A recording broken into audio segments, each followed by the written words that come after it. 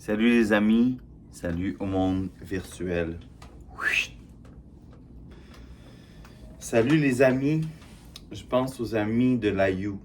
Je pense aux amis de toujours. Les amis du vieux temps, du bon vieux temps. Les amis au pluriel, les amis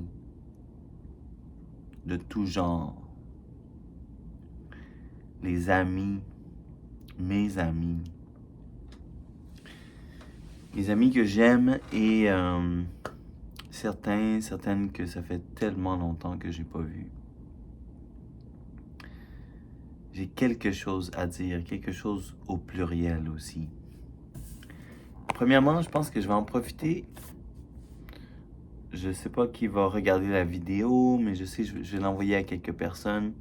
Je vais en profiter pour faire quelques annonces un peu larges. Puis ensuite, j'aimerais sauter sur l'idée du climat. Qu'est-ce qui est en train d'arriver avec le climat? Parce que je viens de voir une petite vidéo qui me touche, là, les alertes rouges au climat. Puis j'ai envie d'en parler avec ma communauté, avec les amis. Alors, chop chop! Qui? Comme j'aimerais vous écouter, comme j'aimerais commencer par faire un cercle d'écoute. Écouter chaque personne avant de m'exprimer. Peut-être, symboliquement, on pourrait faire un moment de silence pour représenter ce cercle-là.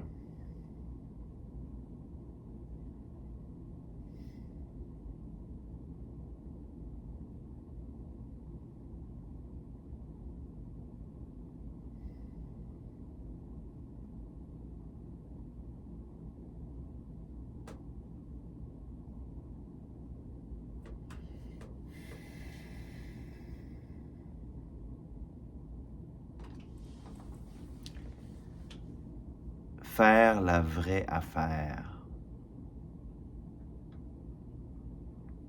Prendre le temps d'écouter le silence. Pas le faire juste pour le faire, juste... Non, le faire pour le faire. Le faire pour être. Le faire pour ressentir le silence.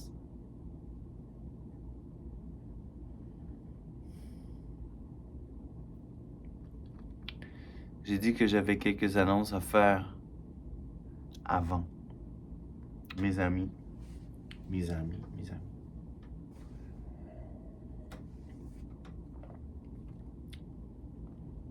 Premièrement, j'aimerais commencer par une déclaration politique. Le 8 avril 2024, il y a eu une éclipse solaire. Je ne vais pas entrer dans les détails ici, mais je propose que ce soit déclaré comme étant l'an zéro. Que l'an zéro soit le 8 avril. Je propose qu'autrement dit, le 1er janvier, l'année prochaine, soit le 8 avril. Vous comprenez ce que je veux dire? Autrement dit, mettons, Noël serait 7 jours avant, j'imagine. On pourrait célébrer Noël 7 jours avant.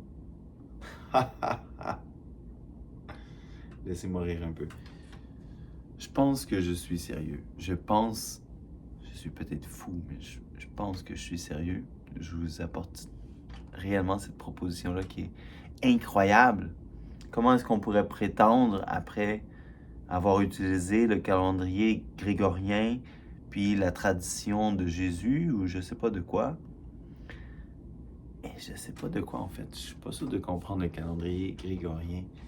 Mais pourquoi est-ce qu'on recommencerait pas à zéro, dans le fond? Puis juste pour continuer là-dessus, moi ça fait quelques années, depuis la pandémie, que j'ai senti que vraiment Noël est mort, le jour de l'an est mort. J'aimerais relancer la tradition, puis je pense que psychologiquement, le 1er janvier, c'est mort. C'est comme, il n'y a plus rien à... C'est pas vrai, il n'y a plus rien. Il n'y a plus rien, mais si vous me permettez la métaphore, c'est une mine qu'on ne peut plus exploiter. C'est une mine qu'on ne peut plus exploiter. Ok, pardon, ça c'était un peu cynique. Mais comme si on avait tellement tout exploité qu'il fallait aller exploiter ailleurs une autre richesse. Mais c'est ça que je propose avec le 8 avril. Bon, déclaration pour commencer. On y va solide.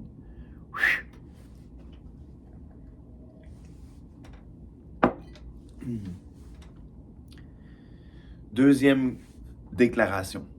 Premièrement, vous me voyez avec un chandail du Québec acheté au Dollarama. Mon ami Michel me disait qu'il trouvait que ça avait l'air BS. Que ça avait l'air BS. Mais bon, moi là, j'ai pas peur de rien.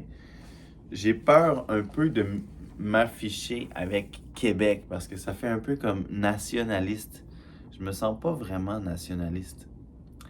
Mais j'aime les nations, tu sais, j'aime les Premières Nations, j'aime les nations, par exemple, de la Palestine ou le peuple juif, j'aime le peuple juif, j'aime les Arabes, mais j'aime pas vraiment les drapeaux, j'aime pas le combat des nations, j'aime pas le Québec, le Canada.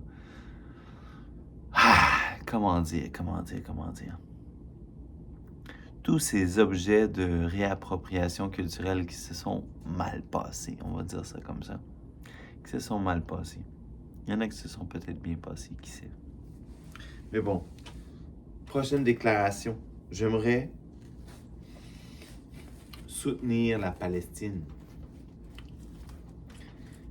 et vous montrer, je veux dire, soutenir la Palestine avec mon intention, peut-être avec ma vie, avec ma pratique, je sais pas que... Wow, je sais pas ce que ça veut dire, ce que je suis en train de dire, mais dans le sens que je me rends compte en le disant de ce que ça veut dire. Ici, ce que je vous montre, ben, je pourrais même pas bien le... Je veux dire, j'ai peur de ne pas bien le représenter ou d'être trop naïf et trop ignorant pour comprendre qu'est-ce que ça symbolise. Mais en quelque sorte, j'assume que c'est un soutien à la Palestine, à la reconnaissance de la Palestine. Puis peut-être que dans une perspective québécoise, on pourrait dire, je reconnais la souveraineté de la Palestine. Mais le problème, non, c'est qu'est-ce que la Palestine? Qu'est-ce que la Palestine, dis-je? Qu'est-ce qu'Israël?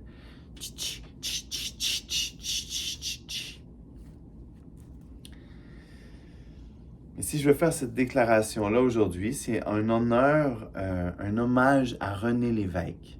Un hommage à René Lévesque qui m'a, en fond, qui m'a offert ce foulard, non?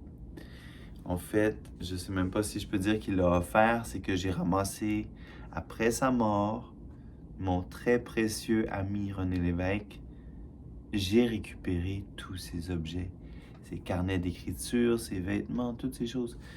J'ai fait un ménage, mais je suis vraiment navré de le dire. Ça fait plusieurs années que t'es parti, René. C'était en 2015. C'était en 2015 que t'es parti. Puis j'ai beaucoup d'objets à toi qui sont dans mon entrepôt. Puis c'était comme trop gros de passer au travers. Je pouvais pas les jeter.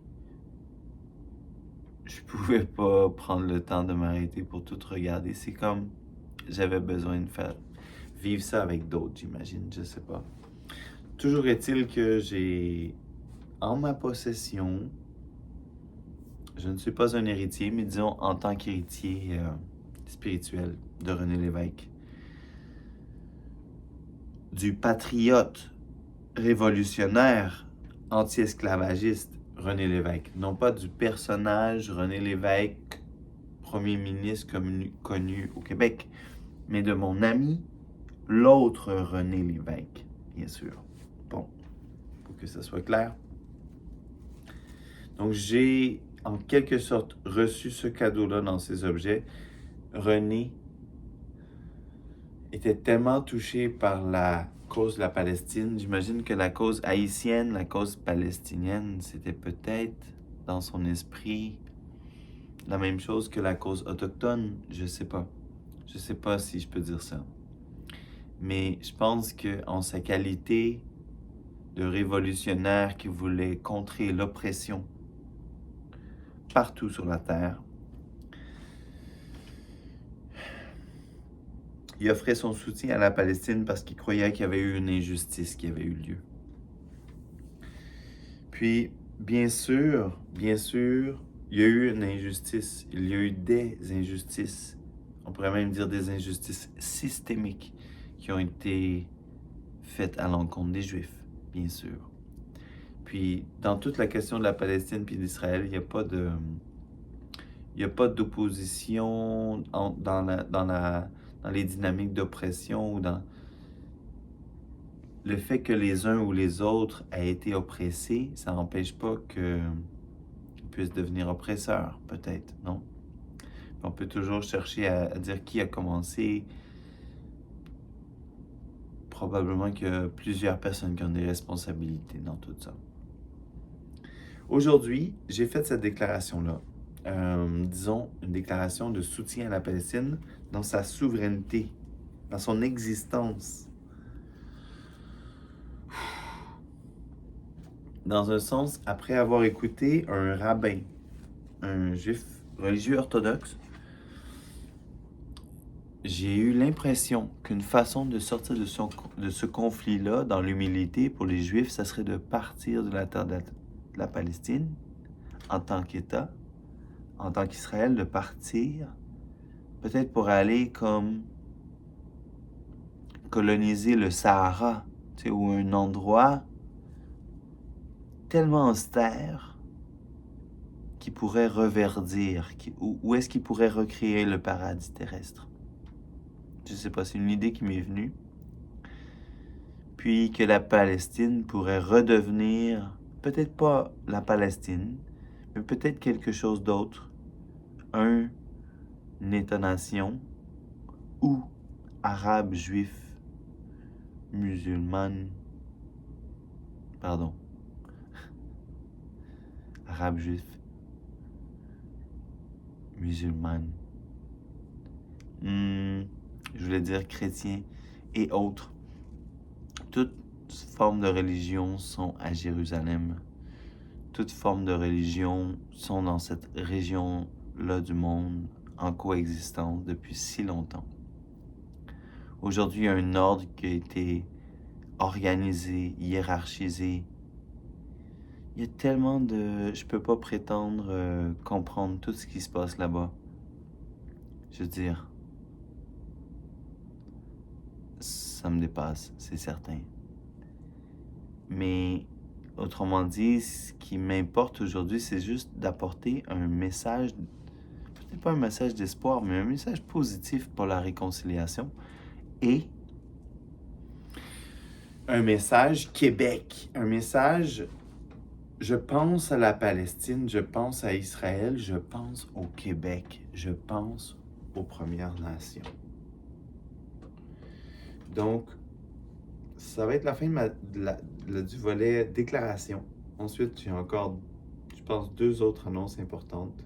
Puis je vais parler des changements climatiques pour terminer. Non, ça, c'est pas dans les sujets, mais balle d'automassage. Donc, pardonnez-moi, j'ai besoin d'un petit moment d'arrêt.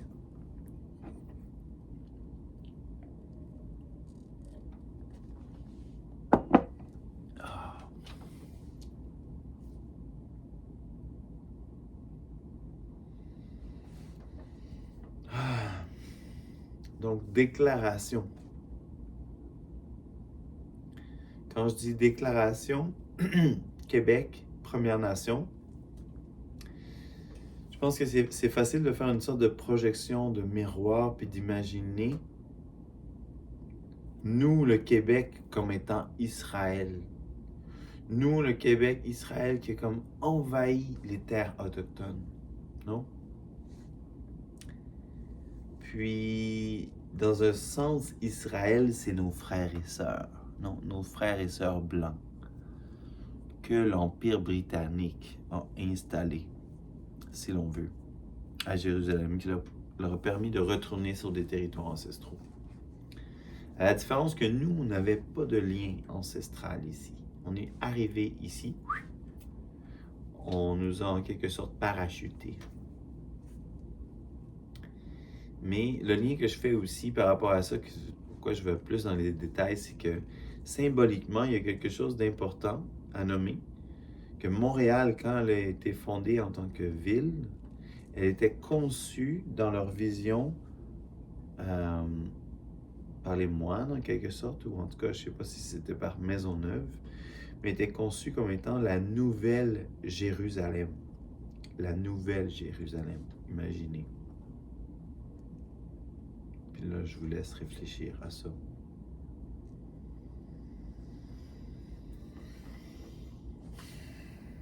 Je prends le temps qu'il faut pour parler de ce sujet-là parce que c'est un sujet épineux, si je peux dire. Je pense que c'est difficile pour beaucoup de personnes de parler de ce sujet-là. Moi, je veux envoyer tout mon amour, tout mon amour aux Juifs, tout mon amour aux Arabes, tout mon amour aux Autochtones, aux personnes des Premières Nations, les peuples inuits, les Métis. Puis je vais envoyer tout mon amour aux Québécois, aux Québécoises, aux gens de toute culture.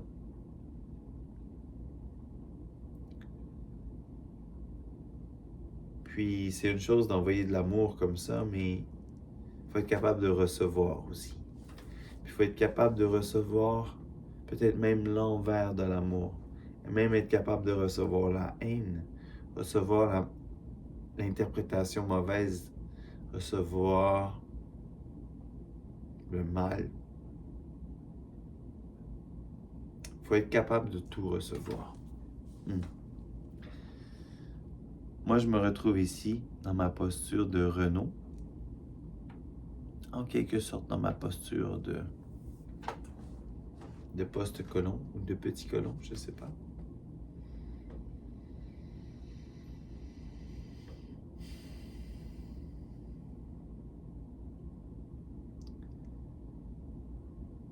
J'ai pris le temps de mettre la table, de parler de tous ces éléments-là politiques parce que ça me brise le cœur de le dire, mais je veux souligner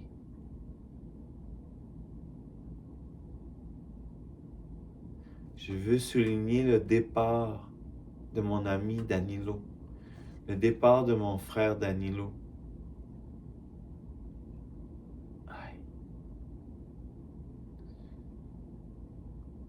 On a tellement aimé partager des moments ensemble, de retrouver un mélange entre la joie de vivre, les questionnements sur l'existence, l'action politique ou des initiatives juste pour être nous-mêmes puis se positionner dans la vie. Danilo, je sais que tu es là, mais tu n'es plus là. Puis je sais que je dois annoncer ton départ. Peut-être à des amis qui ne savent pas que tu es parti. Je prends le temps de le nommer ici. Danilo est parti au mois de février, juste après la Saint-Valentin, en 2024. Danilo Fumero. Danilo, je t'aime pour toujours. Tu es avec nous. Je vais envoyer cette vidéo-là à plusieurs personnes, je le sais dans ma tête, je ne vais pas les nommer, mais des amis, des frères, des sœurs, de l'ancien temps ou des nouveaux temps aussi. Pour changer de dimension dans les annonces, j'ai une autre annonce spéciale à faire qui est comme dans le temps. On est aujourd'hui en avril. On vient de dépasser le 22 avril, la journée de la Terre. Puis J'ai un autre frère qui a une bonne nouvelle, qui a terminé un bac en Colombie-Britannique et j'aimerais le souligner dans cette vidéo. Bravo à Shane G. Hunt. Shane, tu rock. J'aimerais ça te laisser parler toi-même de qu'est-ce que tu viens de terminer comme projet, mais te voir partir dans l'Ouest pour suivre ton idéal, puis savoir que tu as terminé ton bac dans le domaine de tes rêves. Wow, ça fait rêver. Je ne vais pas en dire plus à ce niveau-là, je vais juste souligner ça, attirer les énergies du côté de la permaculture urbaine, si je peux dire, puis du design de forêts jardinières en milieu urbain.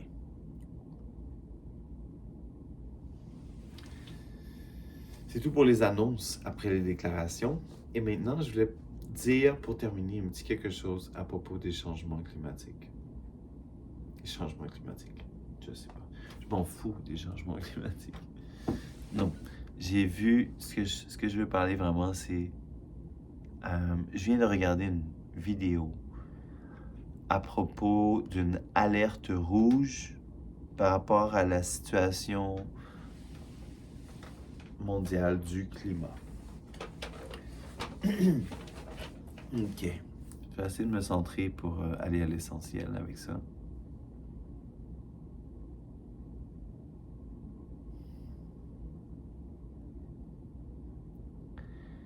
Il semble que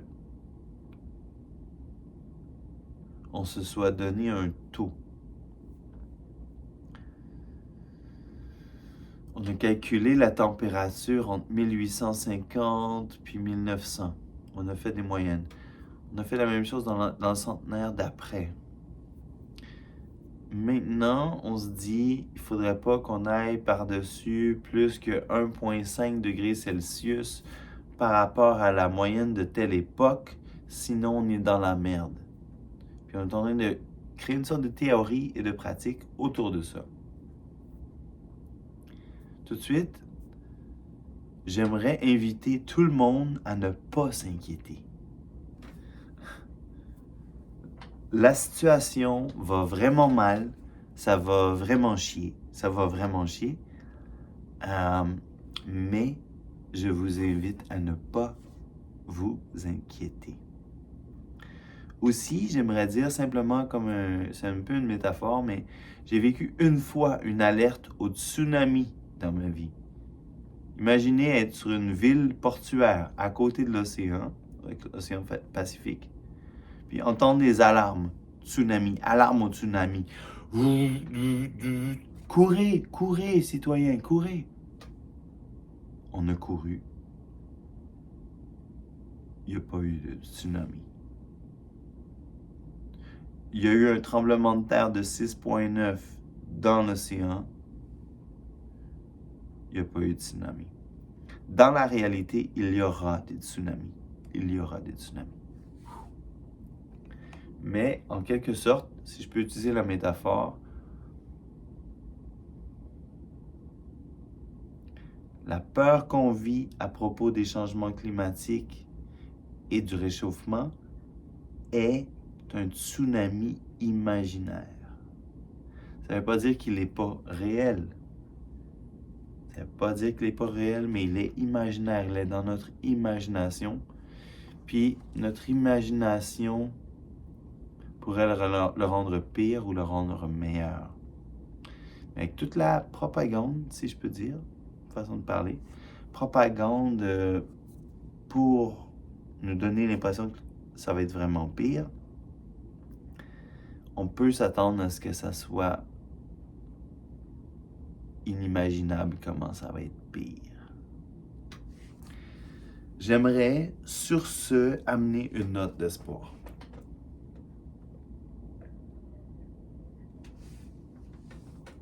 Bien sûr, je crois qu'on est mieux, stratégiquement, de s'attendre au pire, dans un sens.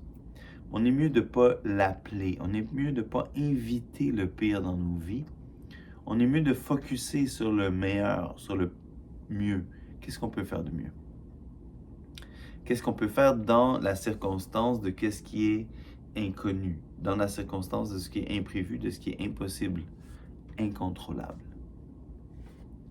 Qu'est-ce qu'on peut contrôler? Là, on pourrait parler. Il y a plein de choses à faire. On pourrait changer, nous les êtres humains, si on agissait ensemble comme un tout, on pourrait changer tout très rapidement. En même temps, ce qu'on a fait est irréparable. En même temps, il y a une dialectique, il y a une dynamique. Ouf, je fais juste regarder le temps maintenant. Je sais que j'arrive à la fin de la vidéo, mais bon, on est rendu à 25 minutes. Si vous êtes toujours là, ben, je vous félicite. Merci pour votre écoute. Mais bon. Oui, je voulais essayer d'aller brièvement, mais j'essaie de tout dire ce que j'ai besoin de dire. Le sujet des changements climatiques devrait être nommé le chaos climatique, le sujet du chaos climatique, en tant qu'instabilité dans le climat et que période dans le temps avec plus d'extrêmes, plus de phénomènes extrêmes. Voilà mon input là-dessus. Pour terminer, j'aurais aimé ça aller plus loin dans le climat, mais je ne veux pas faire trop long. Fait que je m'arrête là. Mais j'aimerais faire un petit point sur les réfugiés climatiques pour terminer. Moi, vous voyez, je suis très fier d'être québécois. Mais moi, je pense que c'est ridicule les débats qu'on a sur l'immigration au Québec dans la mesure où 50 000, 100 000, oui, on peut se poser des questions comme ça sur combien, c'est quoi les seuils d'immigration possibles, puis c'est quoi notre force pour accueillir. Je pense que ça, c'est très, très, très important qu'on se pose ces questions-là. Bon. Mais je crois qu'on fait fausse route dans nos questionnements.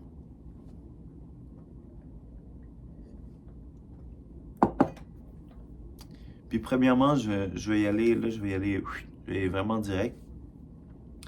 Je pense qu'au Québec, on devrait faire l'indépendance du Québec. Je pense qu'on devrait la faire avec les Premières Nations. Combien sont-elles sur notre territoire? 10, 11, 12? Combien de nations autochtones sont sur notre territoire? Est-ce qu'on le sait? Dans la conscience générale du peuple québécois, est-ce qu'on sait? Toutes les communautés autochtones qui vivent sur notre territoire, leur territoire, est-ce qu'on sait qu'ils existent, qu'ils défendent leur terre, qu'ils ont une conception de souveraineté de leur territoire et que nous, on est là puis qu'on est venu briser, en fait, cette conception de souveraineté. Donc, on parle de climat, on parle d'immigration, on parle de réfugiés climatiques. Pour moi, ma vision, ça serait que ce qu'on nomme le Québec, qui voudrait faire l'indépendance, qui serait un État-nation avec un argent, une religion, un que ci, un que ça, religion laïque, bien sûr. Je proposerais que notre territoire, qui est le Québec, soit par consensus avec les peuples autochtones, réduit à ce que dans notre compréhension mutuelle entre les Premières Nations et nous, les peuples colons, francophones, anglophones et autres, on puisse arriver à un consensus sur le territoire du Québec en tant que nation distincte, qui soit autogérée, indépendante, en bonne relation avec les Premières Nations. Ça impliquerait que le Canada serait défait de son cœur, dans un sens, parce que le cœur du Canada, c'est quand même l'union entre le Québec et l'Ontario, le Bas-Canada, le Haut-Canada de l'ancien temps. Donc, Moi, je pense qu'il faudrait travailler un scénario d'harmonisation entre Québec, Ontario, les Maritimes et le nord-est des États-Unis, qui est en fait une région géopolitique, mais aussi géographique. Le nord-est des États-Unis, le nord-est du Canada, c'est la même région.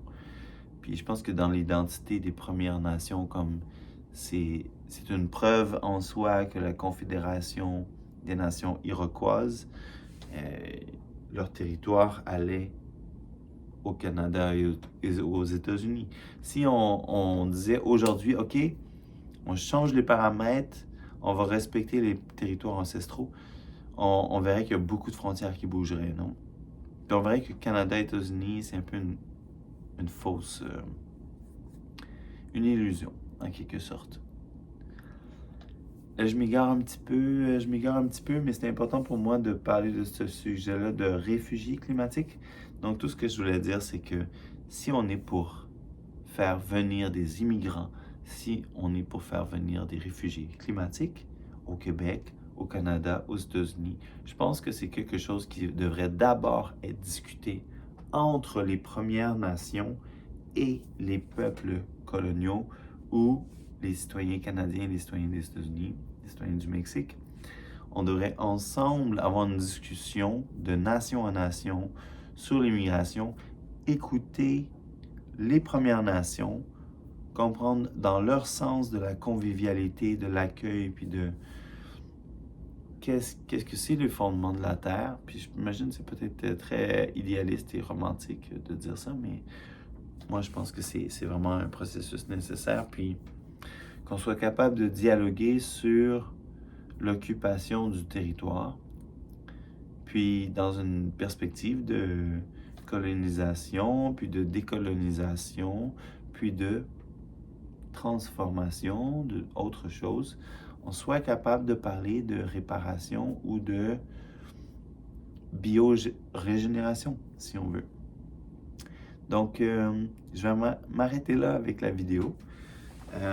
Ça, c'était les réflexions du début du printemps 2024, avril 2024, par Renaud Faneuf, alias Néo Renaud, à Montréal. Alors, merci pour votre écoute. Merci pour ce moment-là. Merci à tous les amis. En avant, en arrière, dans l'histoire et dans le temps. Au plaisir, on avance ensemble et surtout, on continue à réfléchir à ces questions-là de relations, d'identité, de politique, de diplomatie, de comment arriver à se parler, à s'écouter, à s'entendre, à la mutuelle compréhension. Comment est-ce qu'on va y arriver si c'est pas par la discussion, non? Par l'écoute surtout. Alors, c'est ça que je sème aujourd'hui, puis au plaisir de vous entendre là-dessus. Allez, bonne nuit.